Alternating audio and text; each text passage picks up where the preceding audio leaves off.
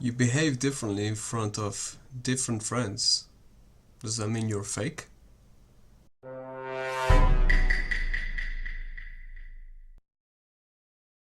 So today I wanted to talk about how we may have different groups of friends and how we behave a little differently with all of them normally, right?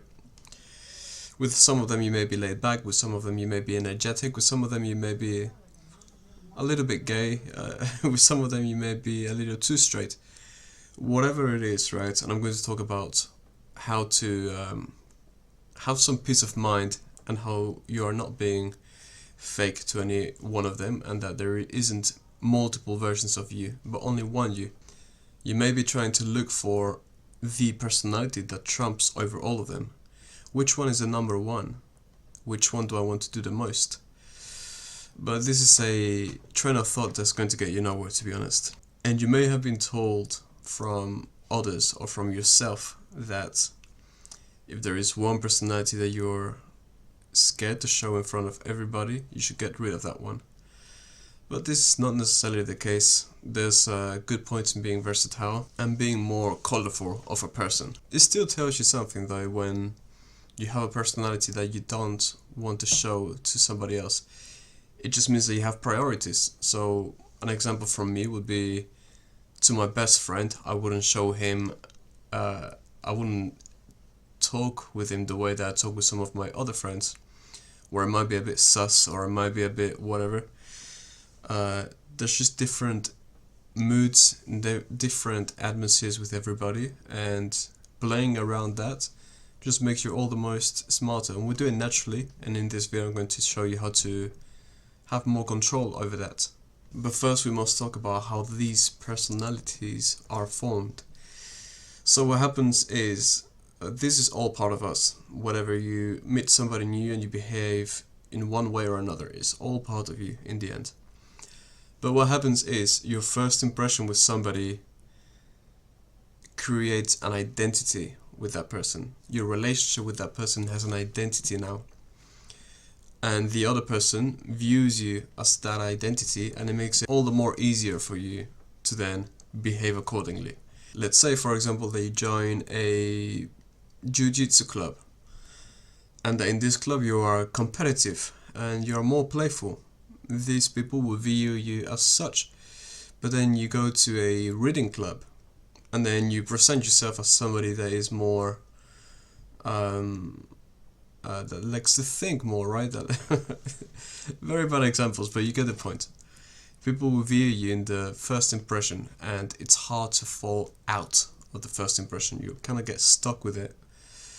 So it's wise to think about it before you enter a new relationship with somebody, friendship or relationship. And it's very interesting because you can use this to enhance, to potent a side of you that you wish to do so. Because what happens is, you portray this character, and the other person's expectancy sets you up to carry it out and make it easier. So it's pretty much as in terms of basketball, it would be like an alley-oop. You know, they throw the ball up and then you dunk it, and then that's the personality that you are doing, that you're portraying, that you're acting, which is also part of you, of course. Usually, what makes us in the first place think that we're being fake is cognitive dissonance. Cognitive dissonance is when we have a view or belief that clashes, or we have an action that clashes with our way of thinking, or beliefs, or values.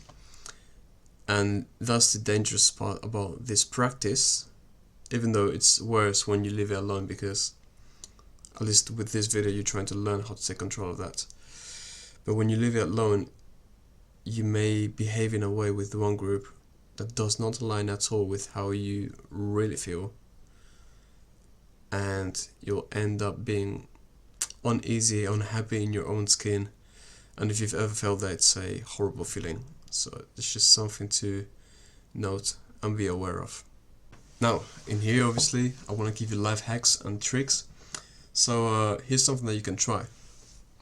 The next time that you know you're going to meet a new group of people, whether you're going to some sort of social events, or your friends are introducing you to their friends, or anything that may be happening. Behave with the characteristics. I'm smiling because I failed to say characteristics like 10 times. With the characteristics that you want to enhance for yourself and your persona that may bring you more value on the long term. For example, you want to become a more compassionate person. The next time they meet a group of people, you're simply going to adopt that compassion in yourself, and you're going to be extra caring, right? Extra kind and gentle with them. And the thing with this is, you don't need to worry too much about it, because you can't really act as something that's not part of you. And if you do, it won't last very long. They will see through your facade, so there's no point. So don't worry, this is not fake it till you make it. This is just taking a part of you and nurturing it until it blooms into something bigger and prettier. Anyways, that's all for today, and hope you enjoyed it. Much love.